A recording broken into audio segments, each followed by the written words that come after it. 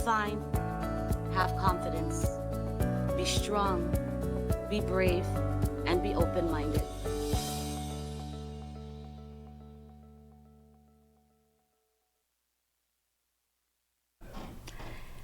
We're live, Brad? Like right now at this moment?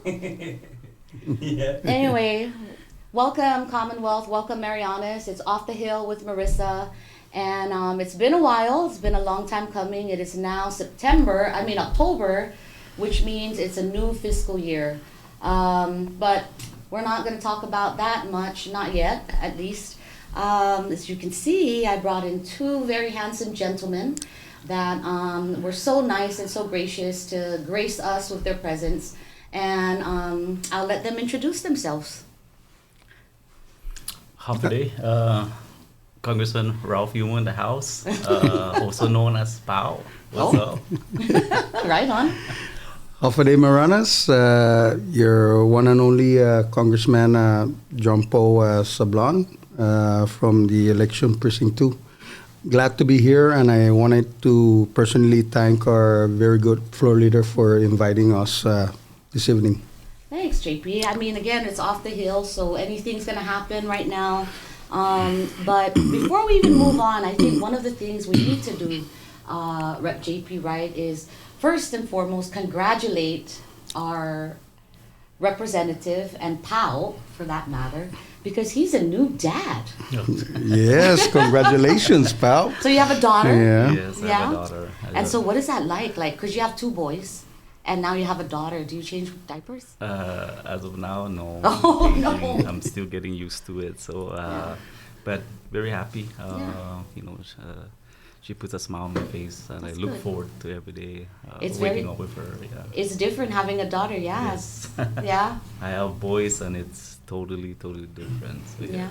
now I understand what Right? it feels like to have There a you daughter. go. Well, JP has $2. I do. And I so do. what was that like for you? Did you change diapers when they were born? Oh. Because Pao is now saying that he doesn't do that right now at this time. I definitely did, and I want to be part of it, right? Actually, but I'm actually lucky to have the experience to raise a boy and two daughters. I'm really actually glad for Representative Ralph Yumo, our pal right here. He's been longing to experience raising a daughter, and we thank the Lord for that. And I could imagine the years to come.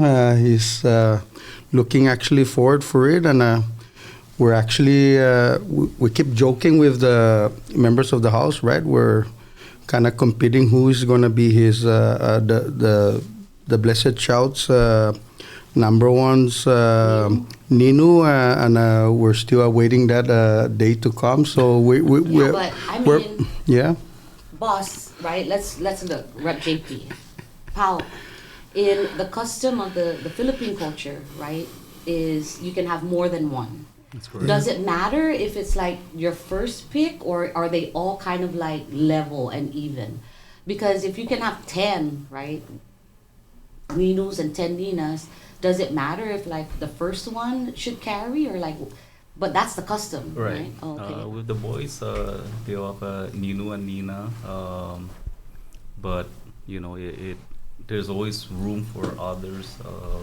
My wife and I haven't gone out and looked for like a whole list of. What's the Tensuli like on that? It's whatever the heart can give. But now now that I'm in Congress, I expect more now from the members. So, but I'm very happy. That's Yeah. good. Well, congratulations. And I Yeah. think that's one of the things we really wanted to put out. Not a lot of people are privy to your private life. And that's by design, right? But we all know, because your wife is also a very active community member. I mean, she loves to sing. She's a teacher. That's correct. And so, for her to share that birth of your daughter, it was very nice of her to share that with us. But I think for you, it's very different because you're very quiet, and that's okay, right? And then, you have JP, who also is quiet, but JP also is his own personality. And JP loves to laugh, loves to share. We haven't decided on a nickname yet. I don't know if you guys have a nickname for him, but your nickname is Pal. So, have you guys decided on a nickname for him yet? Well, his nickname's always been Potts. So Oh, Potts. So Yes. okay, that's it. Got it. By the way, I just wanted to tell our pal here that even if I'm number 40, I'm just honored to be one of the Ninos, right? So in case, and we're gonna just end this whole thing, but in the Tintuli, so if you're number 40, does it mean like $40 or the lesser? I mean, the number that you go down, right? Because you're like not top five. Well, we So- break it down into like the first five, which is the 500 and above, and then we go to the middle bracket, and then then the 40 and below is the $20 bracket. So So I if you think decide to pick me, I would like to be with Rep JP At the $20 level. the $20 level, man. I'm struggling too, bro. As you can see, we're eating rice cracker because we can't afford the real rice. So anyway, but thanks for joining me. I really look forward to my Off the Hill podcast. Last time we had obviously Delegate Kim and we had Rep TJ, and we were just discussing, like what's it like for him being a sophomore representative. And I think for the both of you, you have been there much longer. And when you look back, you're looking at like history and how things maybe have happened again, or repeating itself, or totally something new. So let me just go to JP for a second here, because a lot of this is really on you as a chairman, right? And so like, do you see this repeating itself again? Has this happened before, where this austerity, this budget that can't, you're the Ways and Means chairman. So like, what is this process so that we know, take us down this road. Right. Thank you, Floor Leader, for that question. That's a very important question. So my first time in running for office was back before the 18th legislature. And part of the reason why I decided to run was we were actually experiencing austerity measures at that time. And I believe the governor at that time was Governor Benigno Fitio. So it actually pushed me to, consider running for office so that, I can try to be of help. Before I decided to run for office, there was actually two things that made me think of, considering running, because the retirement fund was in the verge of bankruptcy, and at that time we were kind of forced to withdraw our contributions. And, I felt that at that time was, having to withdraw your retirement after all the years that you have contributed, right, was kind of painful actually at that time. And then to consider the 16 hours reduction in force, right, So work you see hours. this happening. It's It's happened before. yes, it happened before, and it's kind of almost like a deja vu is what they said, right? And over the years, we went through this process probably 3 times already, and at this point of time, right, we are experiencing really a decrease in tourism, a decline on revenue with businesses, right, and therefore. We have the administration right now is entering into austerity measures, and times at this hard. time is hard, It's right? very And hard. Absolutely. but we need to we as leaders, right? And we have been working on really trying to diversify our economy, although. Tourism has always been our main economic drive, but at this point of time, we ought to think about, digital economy, manufacturers taking advantage of what our President Trump now is trying to encourage foreign countries to invest in U.S. soil, right? So these are the things that we oughta, That you're considering. yeah, we actually. oughta think about, taking advantage, Yeah, right? yeah. As a Commonwealth, and I'm sure our neighboring islands such as Guam and our other territories, Samoa, U.S. Virgin Islands, and Puerto Rico are also looking at this avenue and taking advantage of. Yeah. Okay, so I mean, so we are totally aware that President Trump has, really stuck to this agenda of build America, build in America. Everything is this pride of America. We get it, right? Because we are like adopted citizens under the U.S. flag. Pal and I recently went to the governor's council in Wyoming, and so we were both very kind of attentive on what was happening here. And, Pal was like, this was something that happened before. So what's your perspective, Pal, on this? Because, you used to be a former chairman as well, right? And again, this is just your perspective, right? We're all here to work together. But because of this kind of repetition, it seems like it always comes back to this, right? Tourism is failing, and that always seems to be the center focus all the time. So was that the same experience for you when you were Ways and Means chair? Not necessarily, but we are at a downturn. Tourism market is looking elsewhere. The travelers are not like the old travelers that we had with the war, the baby boomers, right? They would come here and see war relics and so forth. So the new travelers now are they're different. They go online. They research the place they want to visit, and if it's not something they're interested in, they look elsewhere, and that's not what we're used to. We're used to like we advertises our beaches, our dive sites, and we expect the tourism to come this way and enjoy that. But now it's totally different because the I guess the travelers now are looking elsewhere. It's not the same. It's not as before. But yes, you're right. We came to a full circle.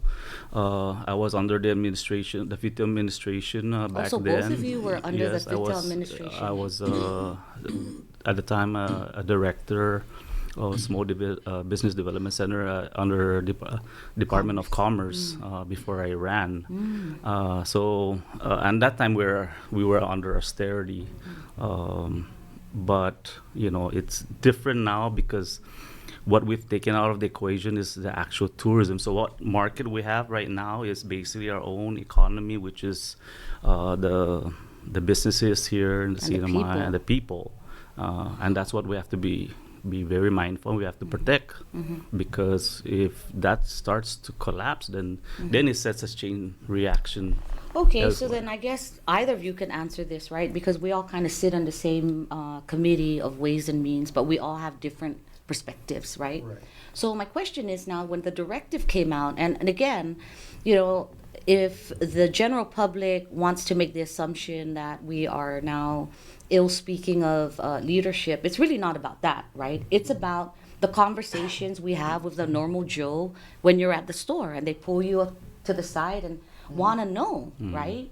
And I think that has always been one of our biggest things here as a community, is that when we speak our mind, or at least our point of view, right, in your capacity, we're being disrespectful, but we're not. It's just sharing ideas to come to the one solution so that we can remove our entire community from this hardship.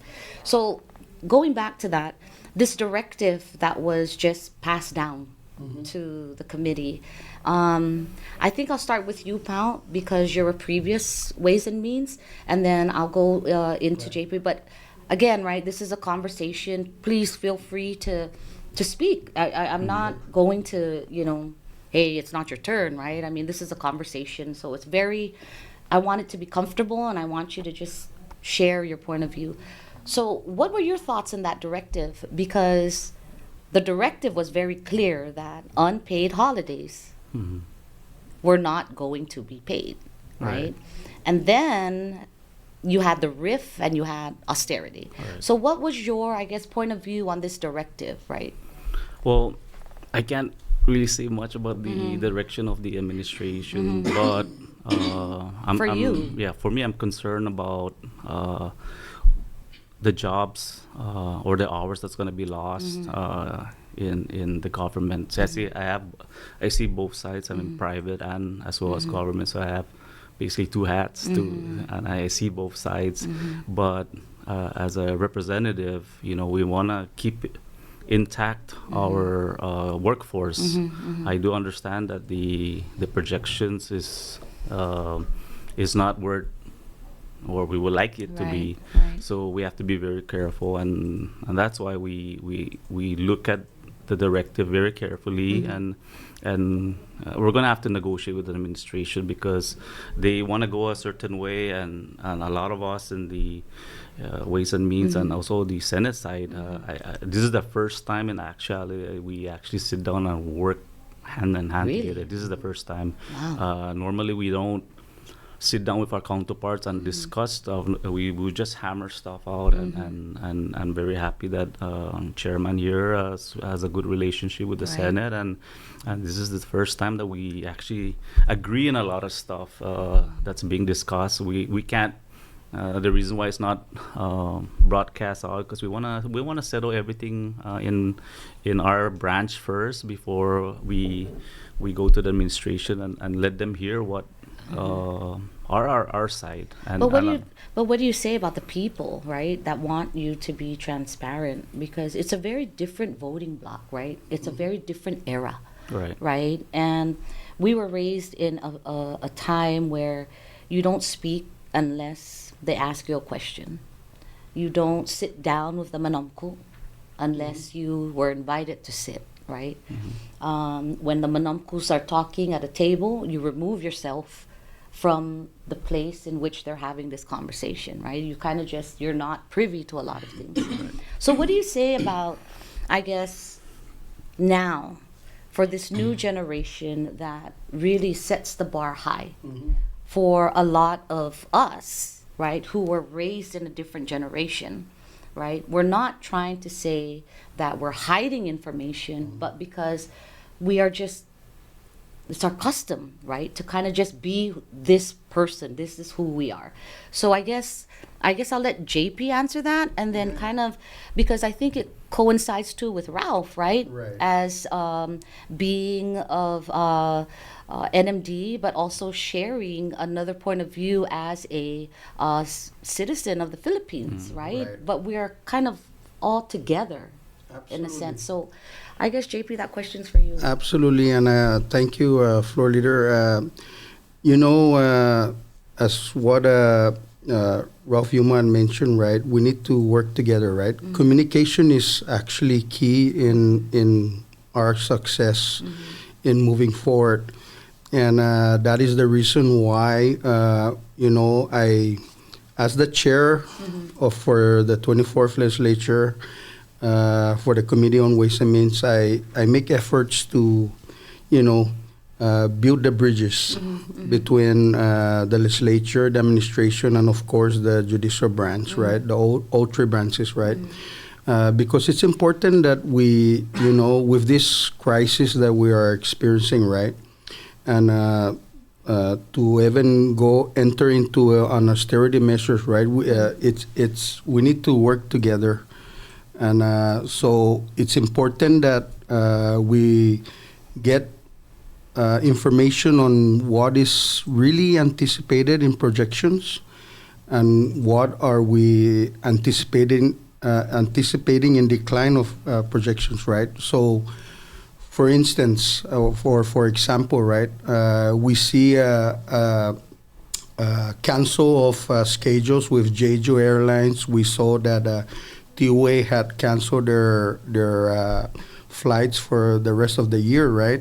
Although we are hearing that Hong Kong Airlines is going to be coming in the cinema, but as a charter, right? This is just temporary, right? So we gotta assess all those airlines that are coming in, right, and see what anticipated projections are we gonna get out of that, right? So here's my question. I don't mean to cut you off. No, but go ahead, go ahead. Here's my question. When we were on this official business, we were watching and paying close attention when the administration had their media coverage. And they said within 10 days, okay, things were going to go back to the legislature, which was under you, right, as a ways and means to receive this information. And so you're saying that, those are important, which is, we all agree to that. So have you received anything from the administration for you to make this kind of determination with your committee, right, to do the right thing? Right. So thank you for that question. So I've been pushing the administration to, give us a detailed proposal, right, on how we're going to go about with these austerity measures, right? Because the administrations are the branch that are seeing the bigger picture, right?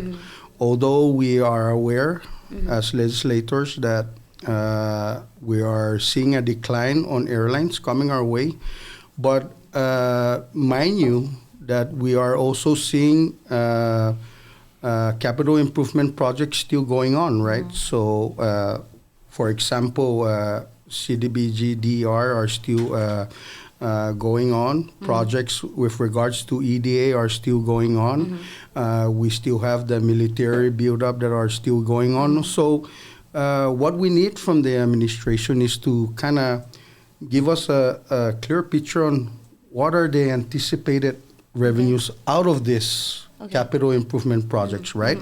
Although we understand that we're going to experience a decline on our tourism and our airlines coming our way, but we have to be mindful on the other aspects of developments that are happening in our Commonwealth and how is that looking like, right? So that's the kind of detail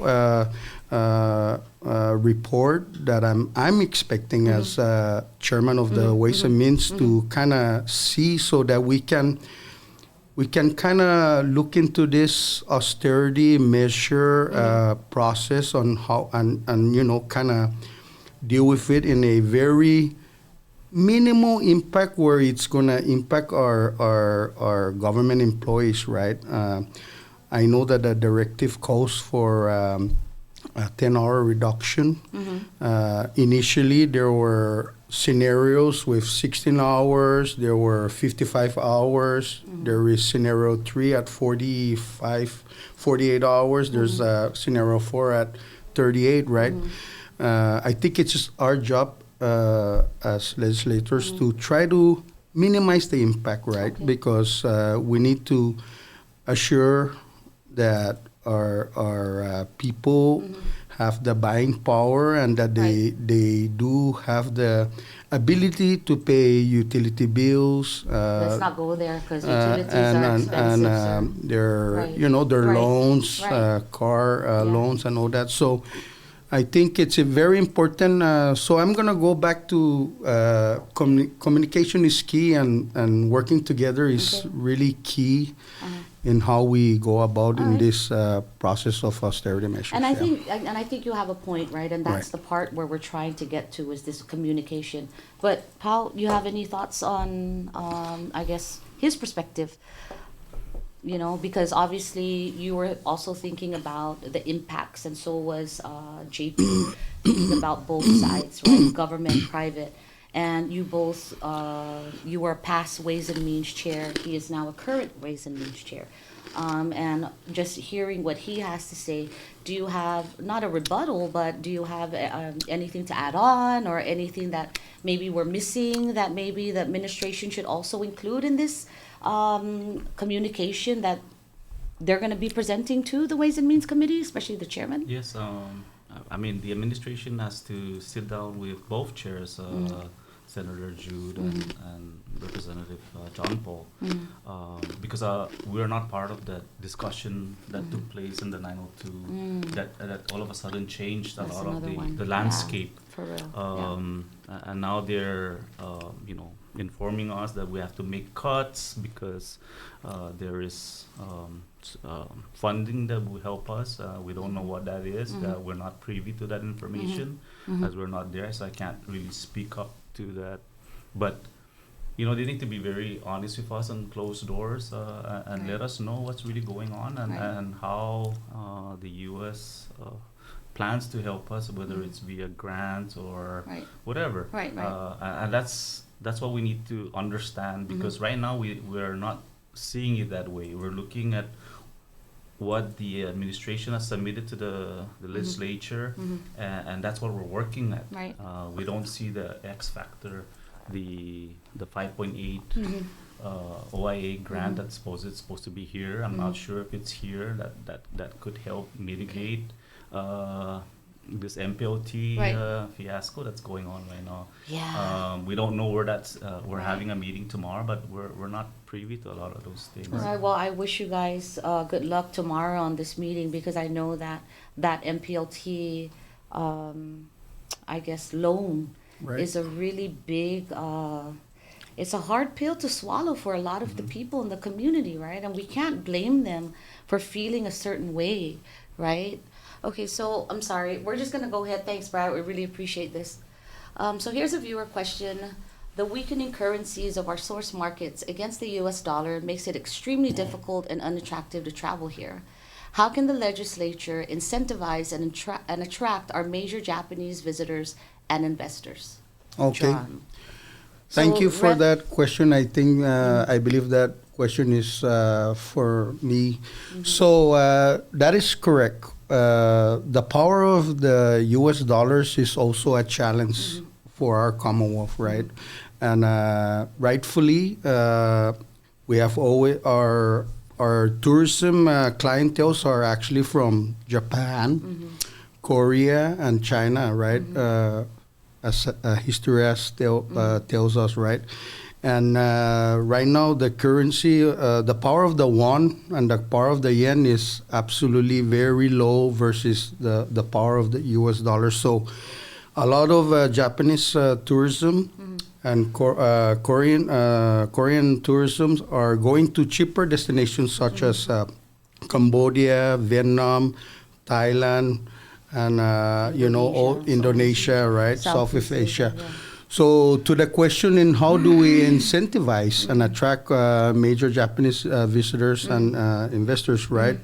So one way, in my view, is that we need to focus on our destination, right? And destination enhancement has always been a key for our Commonwealth.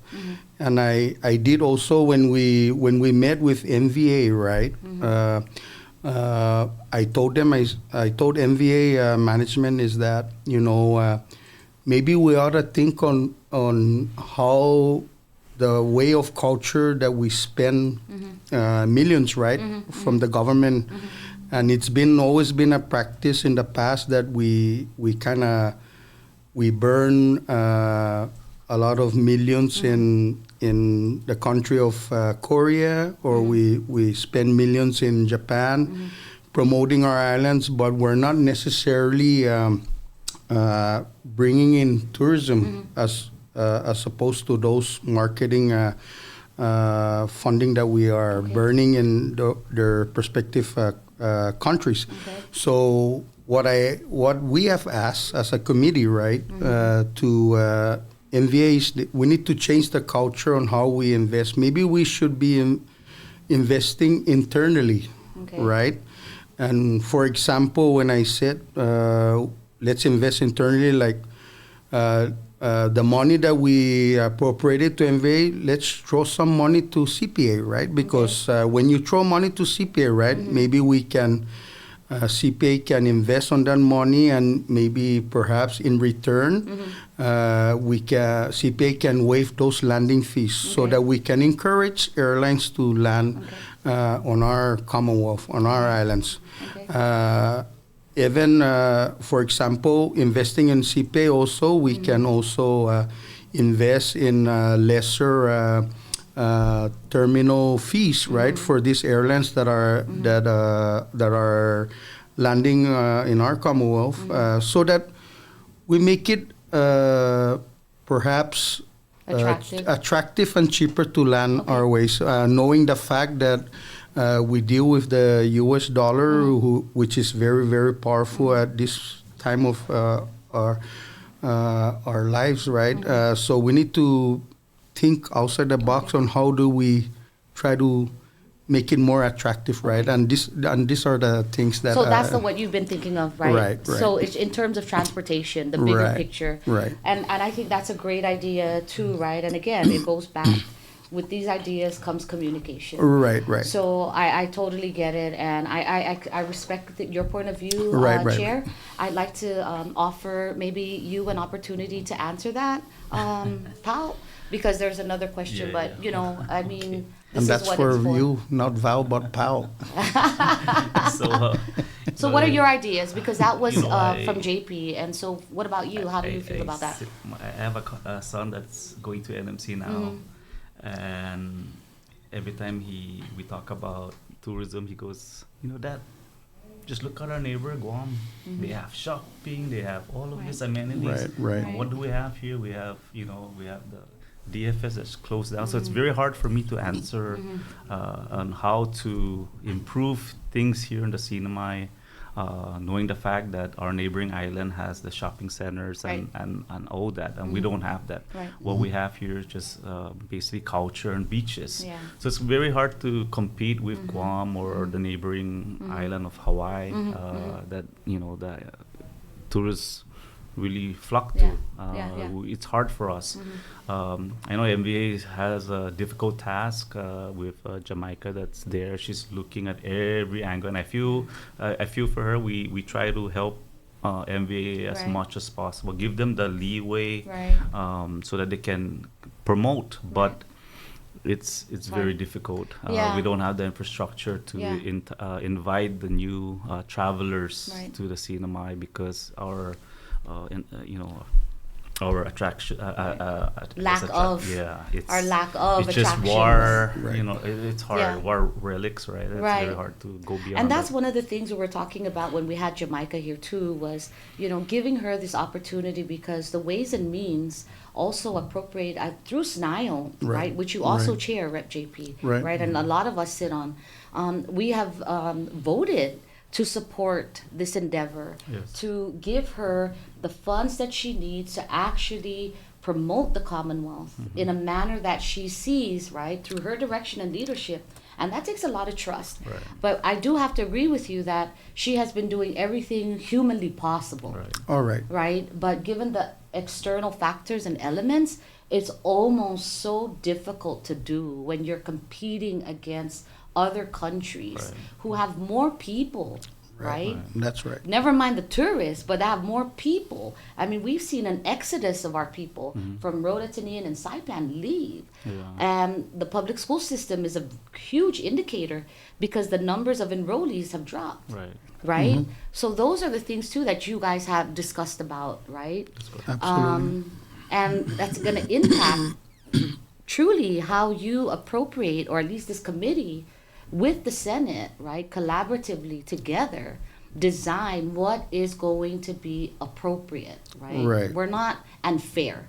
We're not going to just say, okay, just give it to them because they need it. But right now it's about being fair and appropriate. Anyway, so thanks, Pal, for that. And so here's the other question. Yeah, I think we need to answer that question. So how is it that FY26 was passed at 170 some million with 80 hours pay, and yet they're directing the agencies to implement austerity? Is that even legal without an amendment to the budget? If I may just have a first... Either of you can take this. Whoever, you guys can jike in about that. So that is actually a very great question, right? So the reason why we have appropriated or passed a budget at the ceiling of 179, there is a reason behind that. So every cycle of budget, right, except for the general election, whoever the elected governor or lieutenant governor is, that very election, general election, May 1st is the cutoff date to submit a budget proposal to the administration. JP, break it down to me in layman's terms. Right. Just talk to me like we're talking to under a coconut tree. So you can even say it in Chamorro, bro. because it's not a general election, right? So April 1st is the first cutoff date for the administration to submit a proposal to the legislature. So at that time, they submitted to the legislature a budget ceiling at 179 million. Okay. And then by year, the same year, July 1st is also the cutoff date for the administration to amend if they see that there is a decrease of projection, right? So to answer the question before us, right, the reason why we have passed a budget at a ceiling of 179 because from this year's April 1st to July 1st, the administration never changed the ceiling. That is the reason why we have passed the ceiling of 179. So the other question is it legal without the amendments to the budget? I would say personally that in order to implement austerity, we need the administration to report and declare that we are not going to be projecting that amount at the ceiling of 179. So as of today, to answer that question for the individual who's asking the question, we have yet to receive any revised budget from the administration. So that if the question is it even illegal, is it even legal without an amendment? What I can say to this individual that's asking the question is that we have our contract. We have our one of our Senate legal counsel that has provided a legal opinion that it's invalid. The governor does not have the authority to through directive to implement unpaid holidays. Okay. And just to be in line with the question, that is why we in the House Ways and Means, we feel that any implementation of austerity measures must be passed through the legislature so that it is legally binding. Okay. Is what our position is, yes. And that's good, right? Because you know that. And I think a lot of people are kind of critiquing and criticizing the House and the Senate, to be honest, right? Because I think the climate has always been, it's always the legislature that has to do something, right? All the time. And I mean, even to bush cut around areas. We're policymakers, right? But that incentive is just part of that, right? We can do that. So I don't know if you wanted to comment on this, or do we go to do you want to move to the next question and you can take this? My only comment with regards to Val's question is, you just got to look at your contract. Right now, the way I see it is, they need, I think, if I'm not mistaken, 30 days or 45 days to notify the staff that there is going to be cuts. So there should be some letters from the administration to the OMB or the one that has all personnel. So personnel. It's OMB and civil service, right? Yeah, they need to issue letters with regards to reduction in hours, because it happened unless all their contracts are being held right now and there's nothing being signed. So we don't know. I don't know to what extent. Okay. So if there is contracts that are being signed, then they need to issue out those letters that there are going to be cuts, especially to the holidays, because that needs to be in the law that we're not going to pay those holidays. So that usually is in the planning and budgeting act. Okay. Yeah, we name the holidays. All right. So now I have an understanding. I think the people also have an understanding of that. So I guess what we're saying too, Pal, right, as policymakers, that there are avenues in which we could tell our people and the community is, number one, look at your contract. Number two, seek maybe legal, right? You can also go to OPM. They have, and question that, right? Make sure you have your letters if you haven't been given your letters. But also, I guess this would be a good time then to utilize our offices that in your area, Patsu, right? Yeah. Is precinct 2. We both sit in precinct 3. That's correct. But our office is always open to receive these types of complaints, right? Yeah, And the absolutely. data, because it's important when we go and debate on the floor. Absolutely. So I guess if anyone is, obviously you guys are watching, but you know, if you are a constituent of precinct 2, or you're a constituent of precinct 3, or if you're a constituent of the entire CNMI Road Antinian, the chairman of Ways and Means also has an email address that you can find on cnmi.leg, Right. cnmilegislature.gov.mp, and please provide that. And if you have a question that you want attached to that, please do so, because a lot of what the committee is going to be challenged with are these underlying questions about contracts, and is it actually enforceable to do absent an executive order or an amendment on the law, right? There has to be also a declaration of emergency, right? That needs to be sent out right away. Okay. I'm sure the administration is contemplating that as to when, and that's the governor's call. Wow. And once that's done, and then they can implement any cuts, but there needs to be a 30-day, I believe it's 30-day notice to these employees that they are going to be making cuts. So that's what happened, I believe, it's the last administration that we went through that, where they had to issue Right. a notice to all of the exempted employees and so forth. So they need to be warned. Okay, so here's a question that I was actually having a discussion with earlier with someone today. And this is about reorganization, right? And I feel like we need to reorganize. But there's a sentiment that no, we shouldn't, we should. When former Governor Frilon Tenorio implemented the change in Executive Order 94.3, it bloated the government, right? Because it was such a busy economy. There was so much money being infused, right? So we created these divisions, these agencies.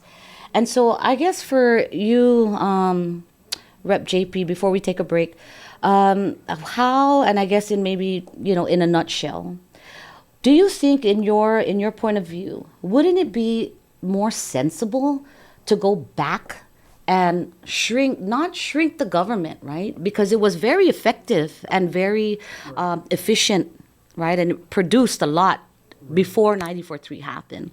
Do you think in your point of view, would it be something to consider to go back to 94.3 and say, hey, right, let's look at how we were operating prior to, when we didn't have a boom and we didn't have all of this money?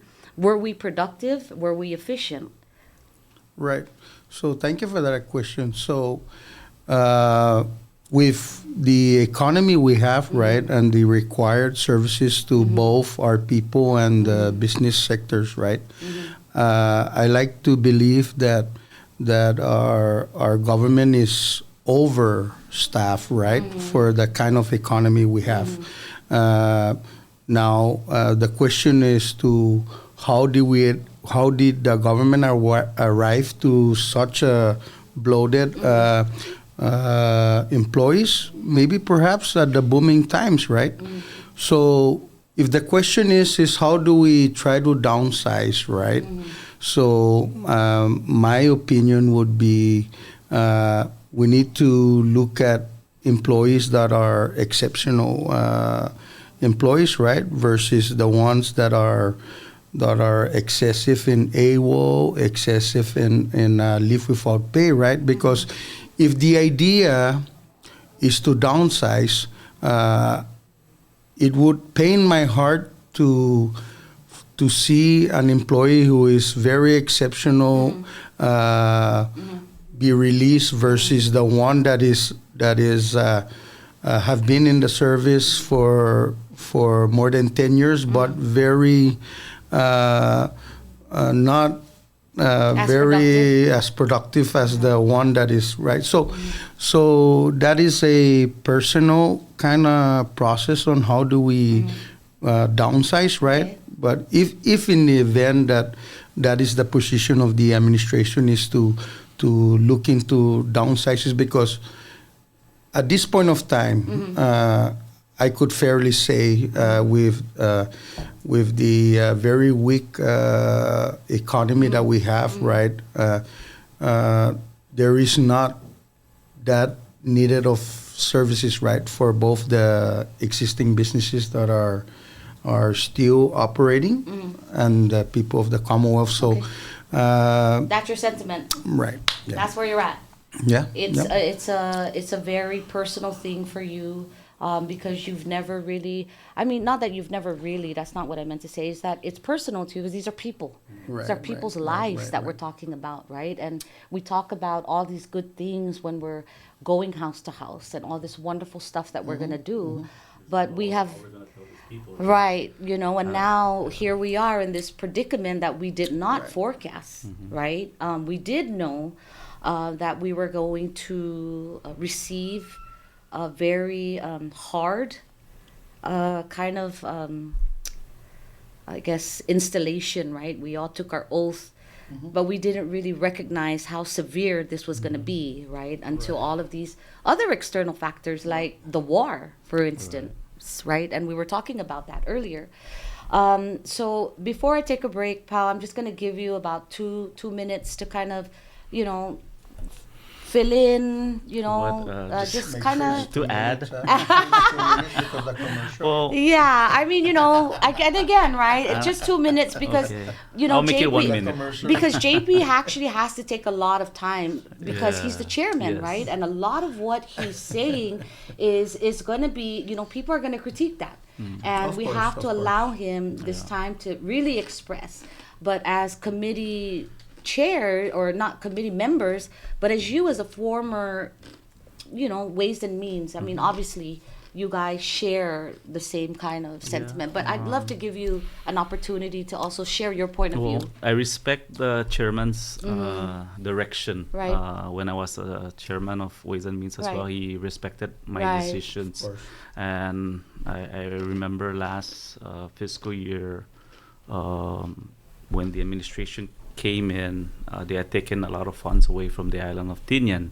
So as a chairman of the Ways and Means, I was tasked to balance, because I don't only represent precincts, I chair the entire Commonwealth. the whole Commonwealth, and to make quote unquote, to make the budget whole, I listened to also the concern of Rep Sablan, and as to give the island of Tinian the funds that was taken away, and it was a very difficult decision. I had to make cuts.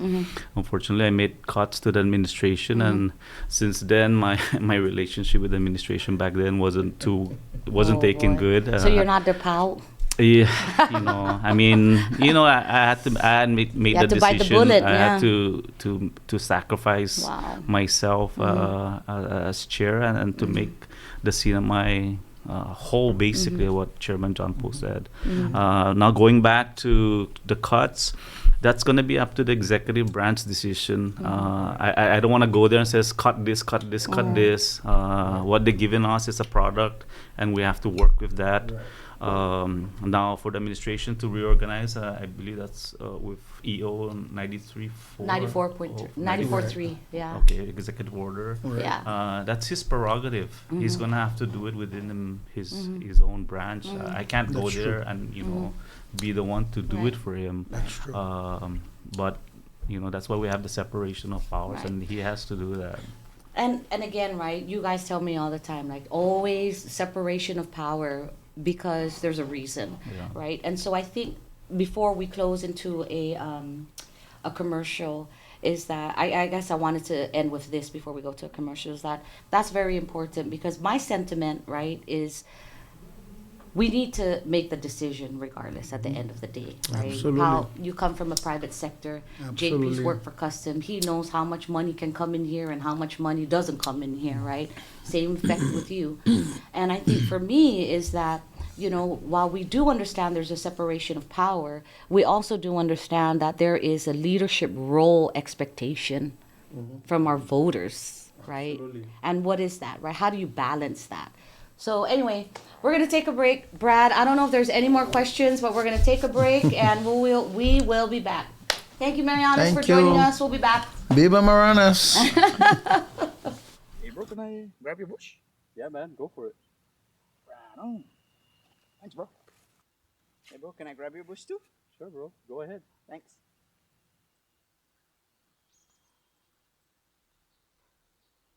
Now I can grab my own bush. Saipan, it's time to grab your bush. Pick up a 12-pack of ice-cold Bush, and you're in for more than just a refreshing beer. Every 12-pack gives you a chance to win exclusive Bush gear and more. So don't wait. Swing by your favorite store, grab your Bush, and join the fun. Because here in Saipan, the best moments are even better with Bush. Grab your Bush today.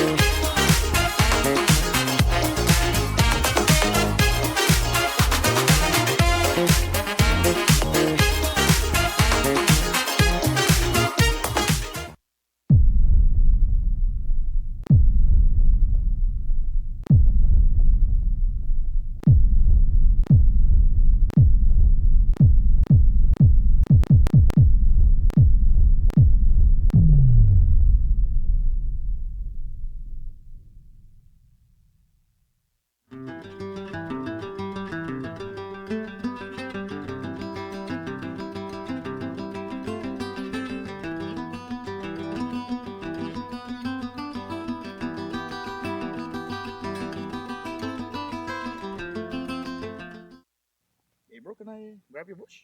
Yeah, man, go for it. Right on. Thanks bro. Hey bro, can I grab your bush too? Sure, bro. Go ahead. Thanks.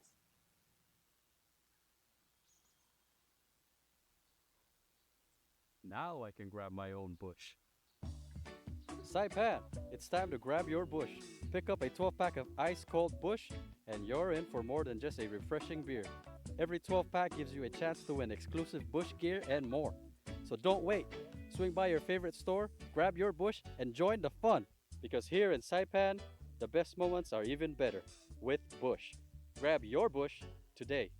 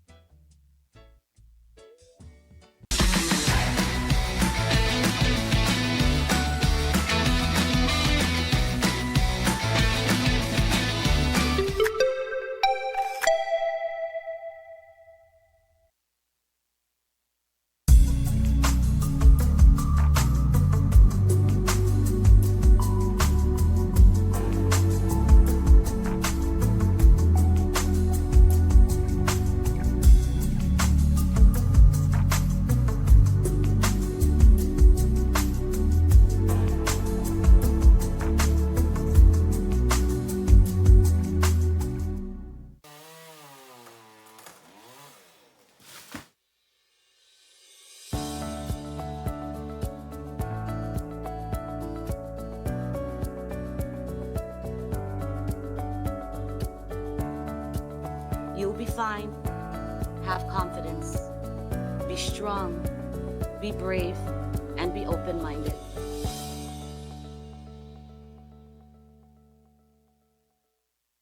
All right. Well, welcome back, guys. Thanks for joining us. And during the break, we were just kind of discussing about that one question that the viewer posed about the austerity and the employee. And so Pao had mentioned something earlier. Can you just kind of retract that conversation, because this had happened during a previous administration, and what did that look like? Because it's very similar, and I think it's important for the viewers to know, especially those working in government, what they should do and what is the difference between accepted service, civil service. Is it 15 minutes? Yeah, Right. again, you went through So, this before. Yeah.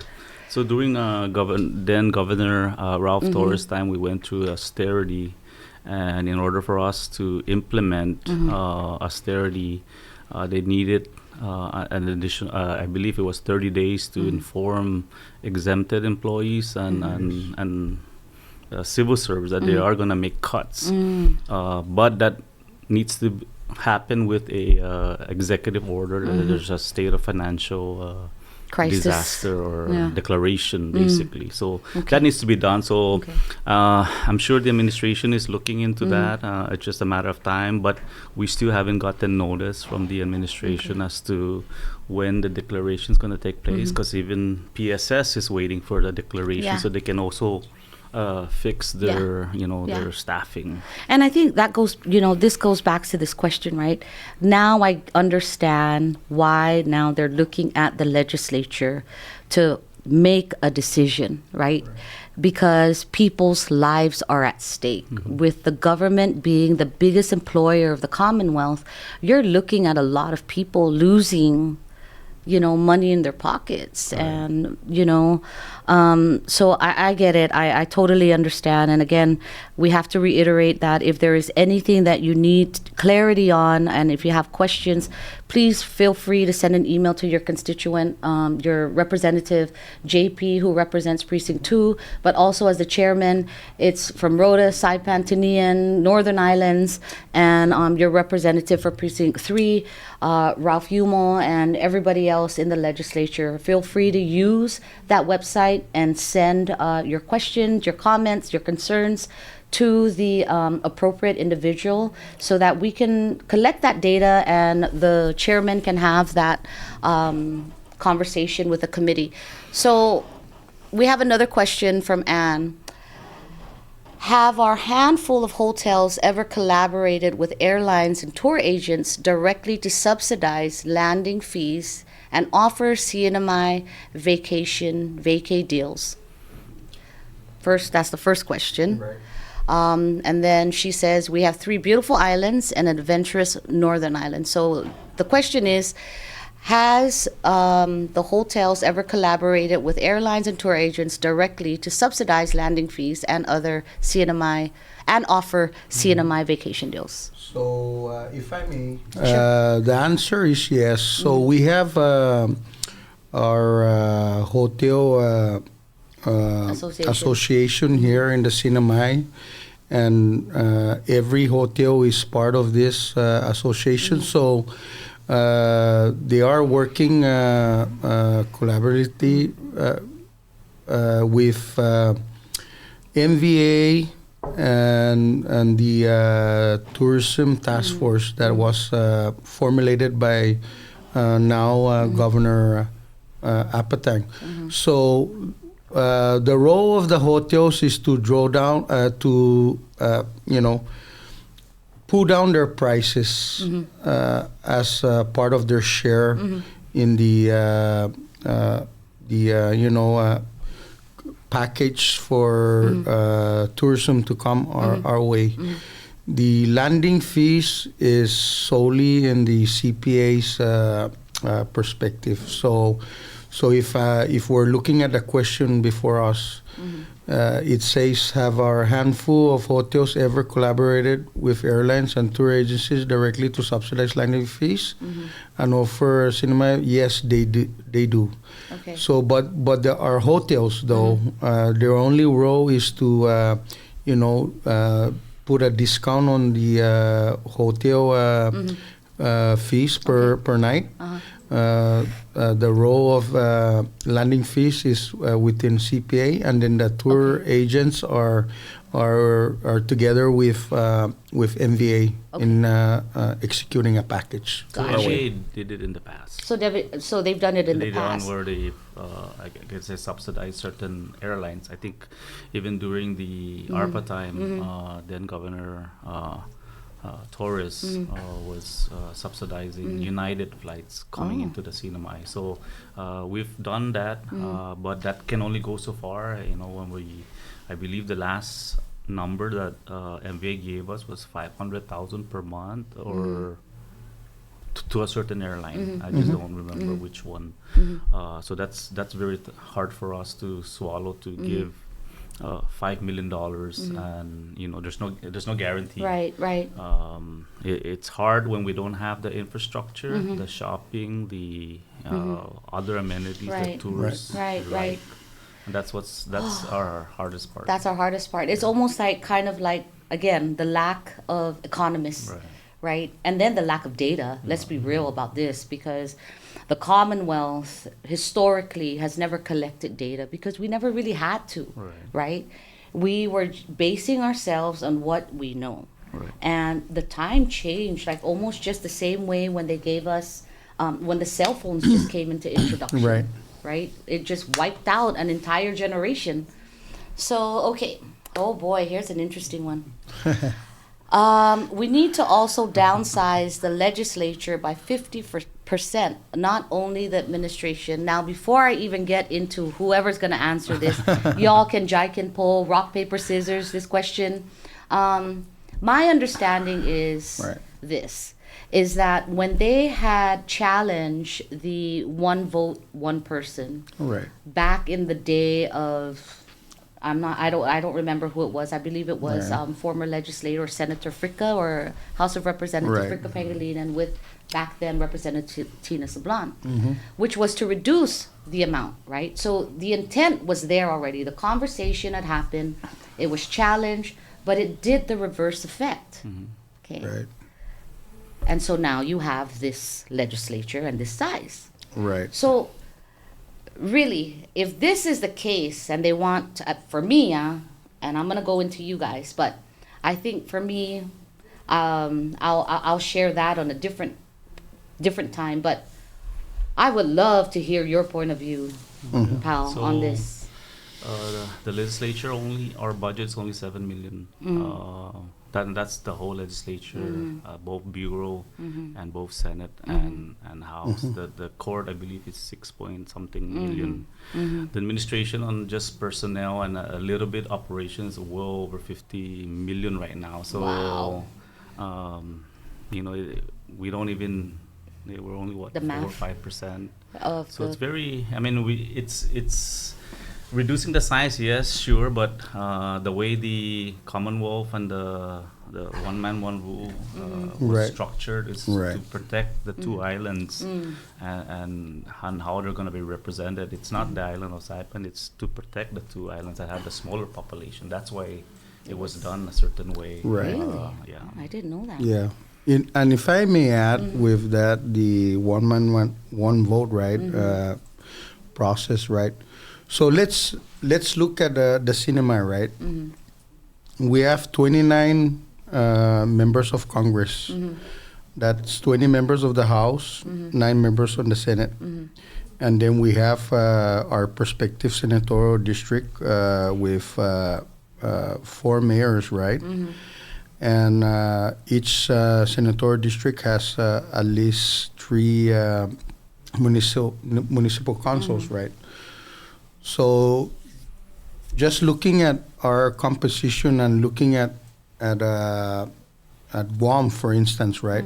Guam, who's only handling one island with a huge population, although there's only 15 members of the Senate, but there is 29 mayors and vice mayors in Guam, right? So, although you see the legislature of Guam at 15 members of the Senate, but we're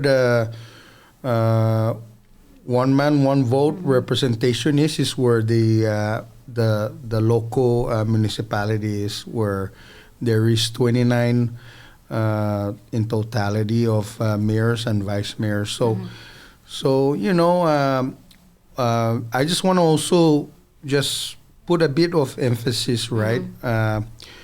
Because earlier we spoke about how inflated the government is, right? And we have three branches of government, right? We have the executive, we have the legislature, and we have also the judicial branch, right?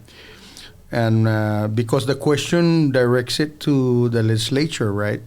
So to the person that is questioning the legislature, we have 29 members of Congress. That is 20 members of the House and 9 members of the Senate.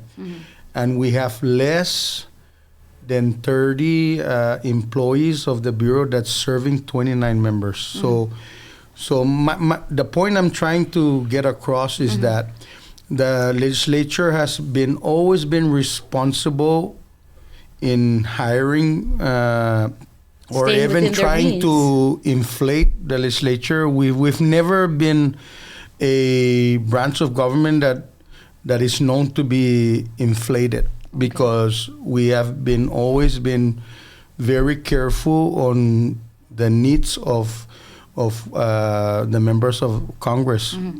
So I like to get that message across for our viewing public, and that anyone can view the numbers of employees in the executive branch versus the legislature and versus the judicial. We are the least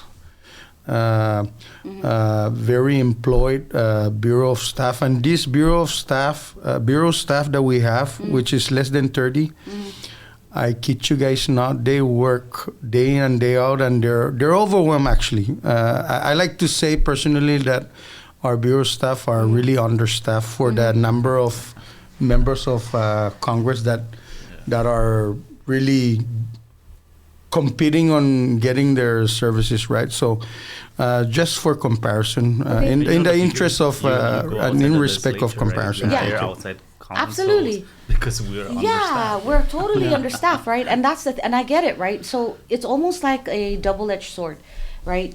You say that there's a separation of power, right? And you tell us, oh, you can't do this because it's a separation of power, but yet there is this huge kind of negative sentiment that the legislature is abusing, right, within its power Whenever. to do its fiduciary responsibility, which I can say is far, far, right, a cry. Because number one, we have people that are underpaid, but they don't complain. You never see us going in there and say, well, this person needs a raise, right? Anyway, but that was a statement, and I think that statement has been challenged and has been brought up every time there is a new administration, there's a midterm election. I don't think it's ever going to go away unless there's a sustainable revenue source, right? And thank you for doing this, because people are not going to understand the budget process, Right. and how limited the legislature is as far as what we can and cannot do. Right. We do understand we're the power of the purse, but it's the administration that gives us, hey, this is our budget. I'm hiring all of these employees. And by the way, the next question is, it's going to be towards the administration, because they're the one that's signing the exempt serve, and that's renewed every year. So Right. Right. I can't go there. I'm not the one signing. Right. So that's the difficult part, is Right. Right. who in the government is going to be let go, Right. and who gets to stay. And that's where the fight's going to be. Right. And the way I look at it from both private is, yes, we should cut down, but then I'm also looking like who's gonna generate the economy here at the CNMI. So I Right. look at both sides. Right. If you release all those people that needs to be released, then we're taking that economy out of the CNMI, and then what? And that's something that needs to be discussed with the leadership of the both executive Right. and Yeah. the legislative branch. Sure. And if I may add, Absolutely. Florida, because if I Thank you for that, recall, Pao. if I recall, about a year ago, it was your idea actually. Was it? Oh God, don't repeat When remember when we entered into austerity, right? it. Yeah. We entered in austerity a year ago, right? And it was your idea on that you were hoping that the administration does not just implement austerity measures, but also help our individuals, right, that are affected by the austerity, such as guiding them to get the Medicaid necessary, guiding them Unemployment to insurance, the absolutely. unemployed Yeah. or the NAP services, right? Correct. Because there is a threshold, right, on what per annum are you Right. qualified to Right. for Medicaid Right. and what per annum are you qualified for NAP services Right. vouchers, right? Right. So that it subsidizes the impact on their Right. daily life, right? Right. And I recall that you were fighting for that cause, right?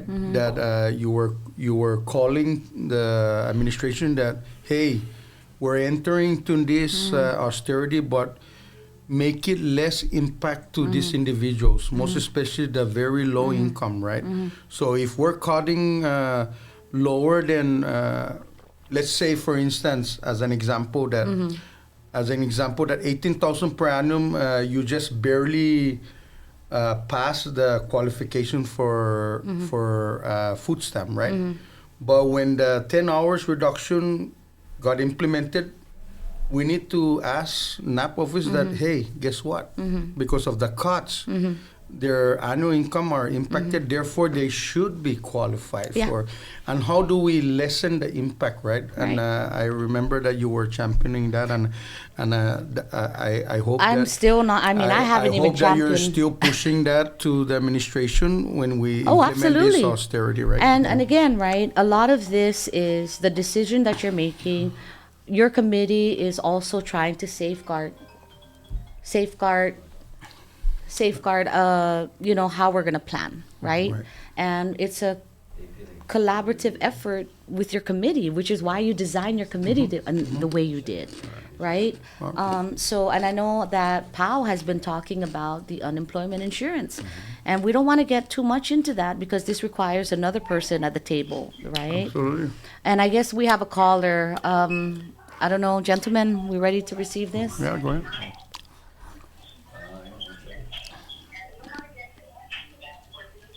All right, caller, go ahead. Hey, good evening, Congresswoman, Good evening.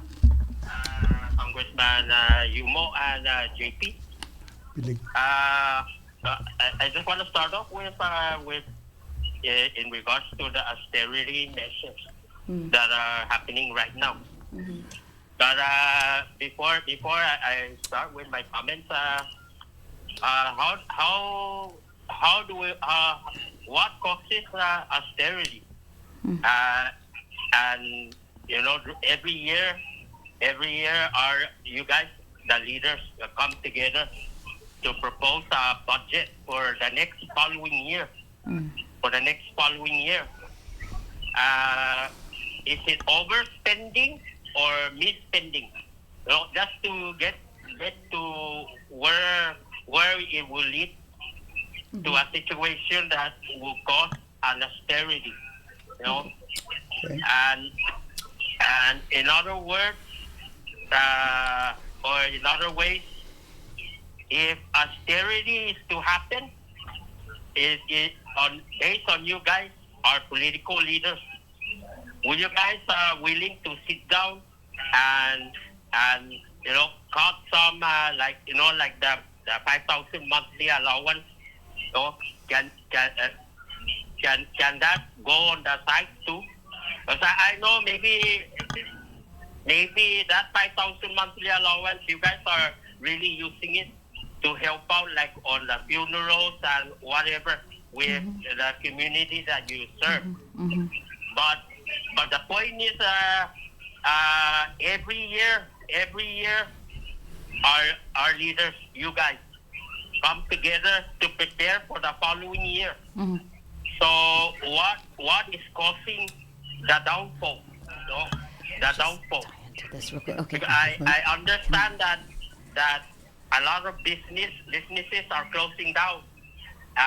Tourism is not that bright nowadays. Okay. All right. But what is in place for you guys, our political leaders, to prevent after 2026 for 2027 Okay. if tourism is still the same? Right. Thank you. It's not that bright and blossoming. Yes. What is the vision that you guys have for 2027? Okay. If we're still on this situation. Thank you, sir. Thank you for the caller, and I believe that's Piling. And so, JP, I know that you wanted to answer that before Right. before I even give you the floor. I just want to make one thing very clear that yes, the caller has every right to feel and ask us those questions. We are the elected officials, but one thing I want to make very clear, which is what I just got to, really understand about this unfunded liability, right? A lot of this is revenue based. Everything that we do here is projected revenue. Right. And then you have unfunded liabilities, right? So if the projected revenue is not enough and the unfunded liability is there that we have Right. to fund, Right. right? You also have, before you chime in, Rep JP, Right. you also have constitutionally mandated, right, Absolutely. salaries in which requires a lot of things. But that's just my sentiment, and Right. I can empathize with Piling for asking those questions because Right. everybody that we meet asks those questions. So Right, please. right. And then Pao, yeah, please offer. I appreciate that question from si Premon Piling, right?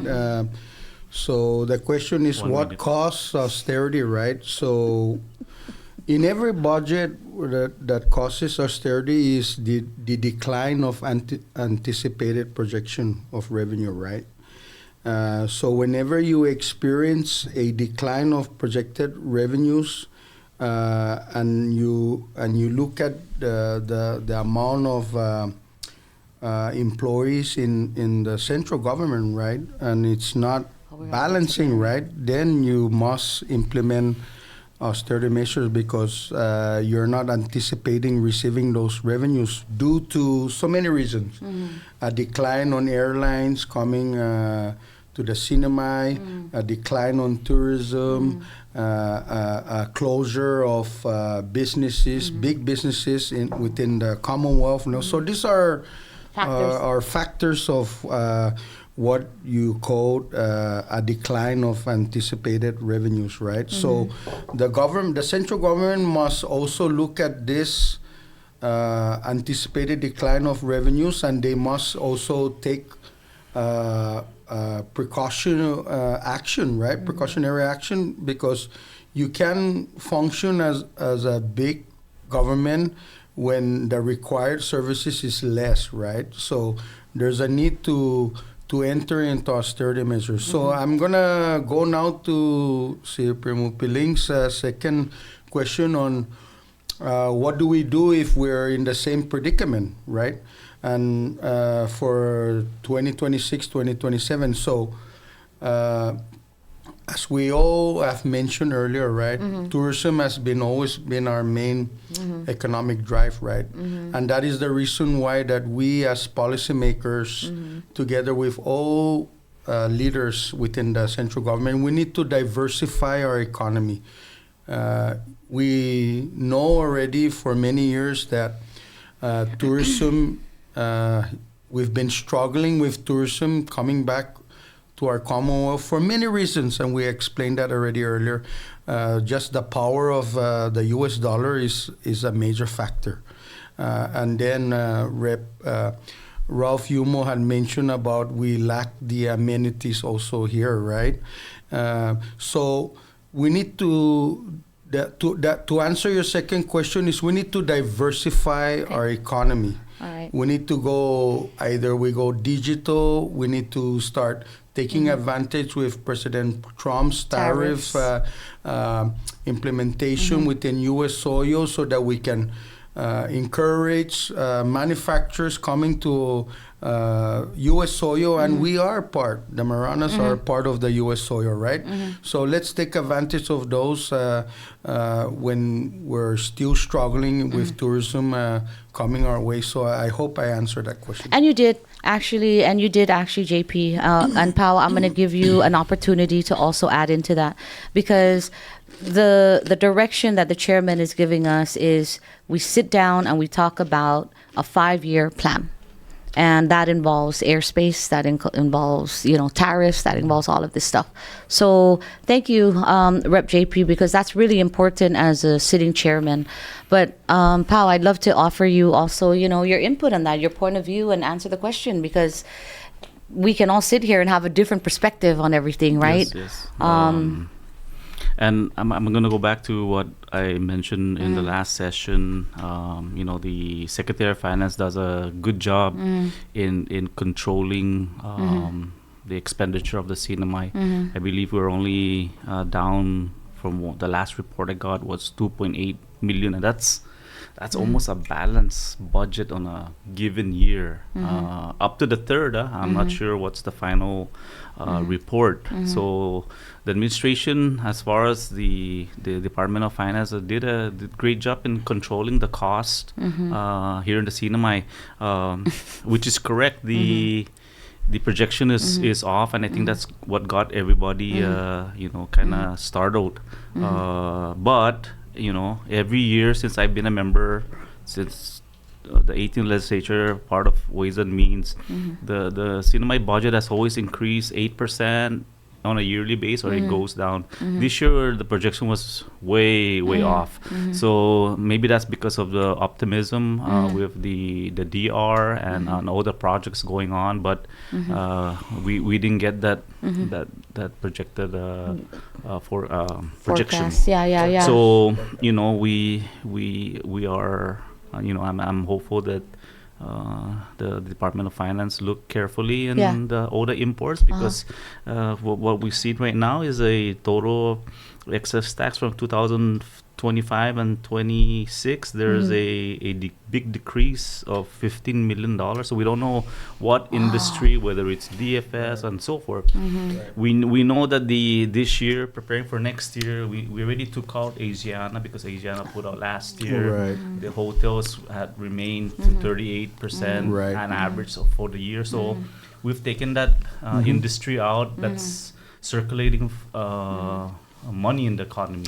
So the projection, as what John Paul stated, is we're status quo because it's been stable for the last how many months. Okay, so then here's my question, and this goes back to what Senator Jude has been trying to maybe not implement, but, and this came out in the 23rd legislature, right, was this service that we do with, and again, we're very heavily imported on H2B. CW, right? Yes. Okay. So we know that during a period there was about $80 million, okay, that was out, remitted out of the Commonwealth. That could have been spent in the Commonwealth. But we know, because we're heavily a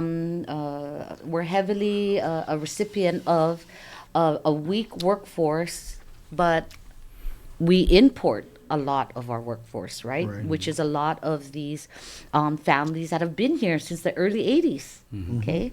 And now they have the CW, right? And so they're sending their money, right? Which is customary to their belief, right? So how do you feel? Because we don't like taxes, but if it's going to be revenue based, right? And the only way to get yourself out of an austerity is tax, right? So we don't pay land tax. We don't pay a lot of taxes, to be honest. We don't even charge for garbage collection, right? I'd love to see those numbers on collecting garbage and how much they actually do pay in BGR, right? We don't see those things. So how do you feel about that? I mean, if we were going to appease everybody, right? But they're against taxes. That's a tough one. It is a tough one, but that's the question now, right? And how do you do that when you are now heavily reliant on outside external funds to sustain your people, Right. which goes back to what's happening now with the 902, right? And which is going back to who's really being the most successful island now in the Marianas is Tinian. Right. But when I look at the Tinian agreement, right? I'm sorry, but the Tinian agreement is the Commonwealth. It's not just Tinian. Talk about the 3%. So So again, right? I mean, Okay. how do we do this? my position, and I love Senator Jude. I love Senator Jude, He too. likes to think outside the box, Yeah. but also, my wife sends money to the Philippines, Philippines of for a course. You month. have family there. We have family there, and my position is we already pay tax, Mm-hmm. and why I'm gonna pay tax again for sending it out. So that's my position, and that's something we have to be very careful on how we Double do taxation. the taxes, because these are employees that paid taxes to the Sinamay government already, and then now you're gonna tax them one more time to send. So that's my position, because we or my wife sends money out, and it's not fair, right? And that's how I look at it from that side. From government side, sure. I mean, we don't have to call it. We can charge the remittance companies fees for being in business here, and try to capture that, but not to tax the person that's remitting the funds out of the Sinamay. Okay, so can we tax it a service fee? You can increase service, or you can increase I guess the cost of business to operate this remittance company here. So in here's the Sinamay. catch-22 then, because that's the old style of remitting money. But now we have a remittance that we can use Venmo, Yeah. Zelle, Yes, PayPal, yes. and that is highly unregulated, right? Right. So then how now do we capture all of that, We right? can't, because even if you look at some of the remittance company that are sending money out, it's not the company that's sending to the banks in certain parts of the Philippines. We notice that it's a person's name that's sending it to accounts in the Philippines. So how do you? I believe the money never leaves the Sinamay. I think it stays here, but I don't know how it's being remitted out, because when they remit an amount out, a person's name appears as the depositor of the money that's Being received in the Philippines. I So mean- that's something that we need to really look at Right. carefully, and that's for the Department of Commerce to step in with their banking division and figure out how Right. to Capture handle that. it. Yes. And that's exactly what Rep. JP was saying, right? Right. We're going into this digital economy. So, all right, I know we are like 7:30 in, Brad. I am so sorry. I'm keeping you here longer than you should be. But we're going to take this last question. We'll give We it, can come Brad. back next week. Yeah, we can come back next week. They can type it in. Is that okay? And we can do this. We really need to cap this at. I know Brad has Family dinner. family dinner, and Pao just has a new daughter that was just born. The wife is already calling the phone. So, so I guess we'll do this last question and then one more that they're gonna type in. And I'll let Ralph start. JP, you can be the closer. The biggest issue now is how do we resolve all those unfunded liabilities, such as the retirement fund, medical referral, and bounding that we are still paying since 20 years. Bonding, since I don't know what that Bond. means. I think it's the bond that Bonding? we're paying. Okay. Still paying since 20 years ago. These are the things that is cutting into our government budget. Okay, that's kind of tough. The medical referral we can't, because we cannot predict when a person gets sick.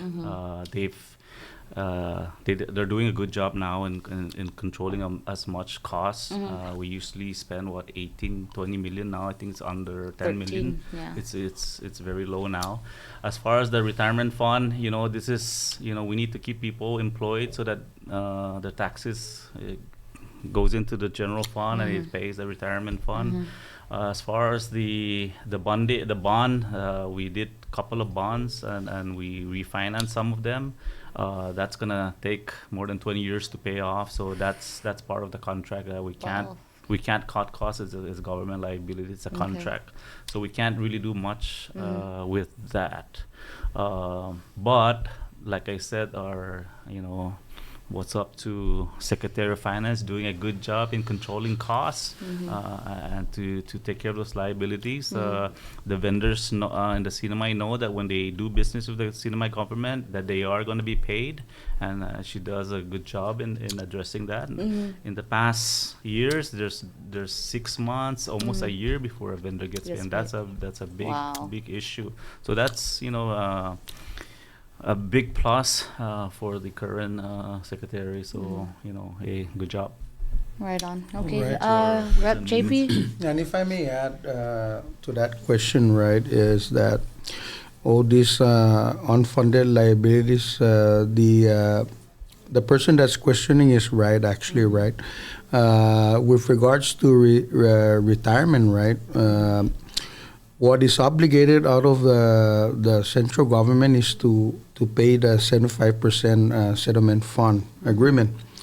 We have been paying the 25% as a government just so that we can make whole to our retirees. That's not obligated by the settlement court ruling. To the question for medical referral, yes, medical referral has always been a challenge over the years. We are happy that our one and only hospital here in the Sinamay are investing on latest model of CT scan, and I believe we are expecting our MRI, right, very, very soon.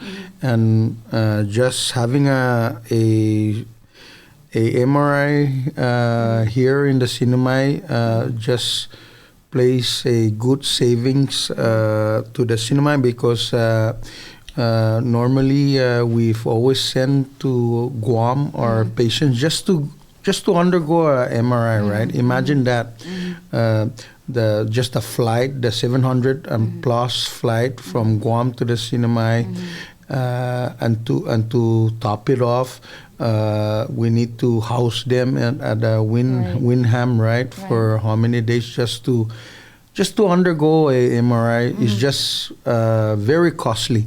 And so I'm really happy that our CHCC is working very hard to invest in MRI so that we can kind of lessen that cost that we've been enduring over the years. And this is something that we can perhaps look at as a savings moving forward. And I think, you know what, you're right. I think we all share the same sentiment. And I think the last sentiment that we really need to discuss, or not even discuss, just to put out there, is that we're all paying for it. At the end of the day, all of us are. My daughter, who doesn't even, she works here, she's paying into a system. That, number one, she can't retire in, and number two, she's a recipient of Medicaid, right? So we're all really paying this. I think the end result is, what do we do to ensure that if we're paying into something, what is the return for us, right? What's the benefit? Because that last question was, are we going to return the cars, right? But it was a benefit. Just as if we were to go to the unfunded liability and say no more GHLI, right? That's a benefit for working for the government. We offer that. Right? Not only do we offer that, but we also offer the 401k for any of the agencies to either match or contribute up to 4% of their retirement, right? And that's, again, something that not only they're paying, but we're also going to safeguard, right? Because it's a benefit. Absolutely. We have to make sure that that's met. Anyway, we're going to stop, but I'm going to get up real quick because I promised that we were going to do... Oh, boy. How about would it be possible? How about, okay, last question for real, you guys. Let's save that to the chairman of Natural Resources. Because, okay. I think they're Wait, but the question is good. Be possible to offer... Is he watching? I don't know. Maybe we can get at the chairman for NR to come in. Oh, yeah. And maybe Karina Magofnia, Senator Karina. Yeah, to you talk should about invite that. her over, Yeah, right? I think so. If they're watching, Senator Karina Magofnia and Chairman Angelo Camacho, I would love Come to, down. yes. I dare you. you can spin the wheel. Looking forward for that. We would love to have you on the air. I'm sure that there's a lot of people in our community that have questions that deal with public land and the interests of MPLT and how that affects them and the investment for the long term, right? But before we go, I'm going to get up real quick because I did say that we were going to do a food review because the last time we didn't do it. So I'm going to get up real quick. Is this a sponsored event or? No. Yeah. It's only because I said that we were going to do this. Oh. By the way, before you even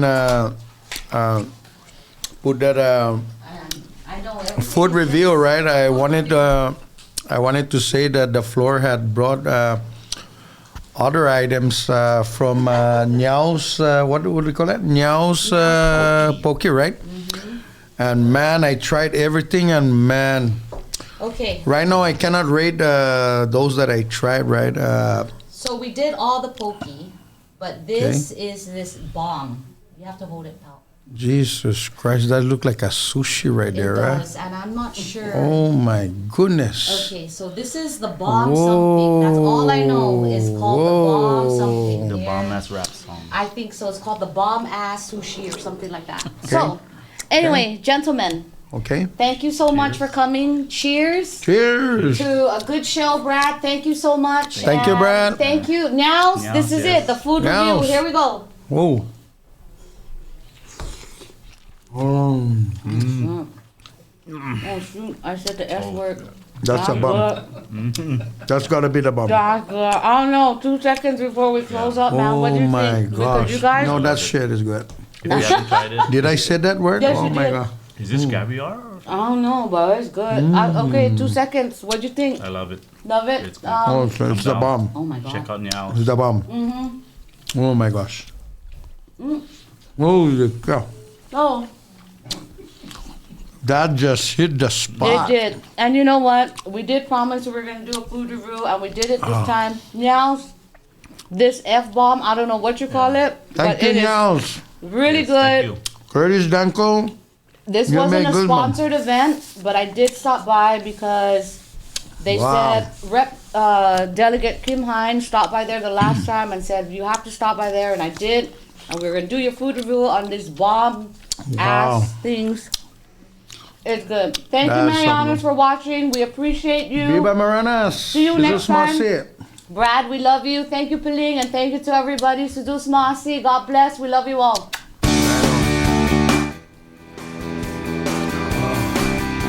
Shit is good, man. God damn. It hit the spot, right? Yeah.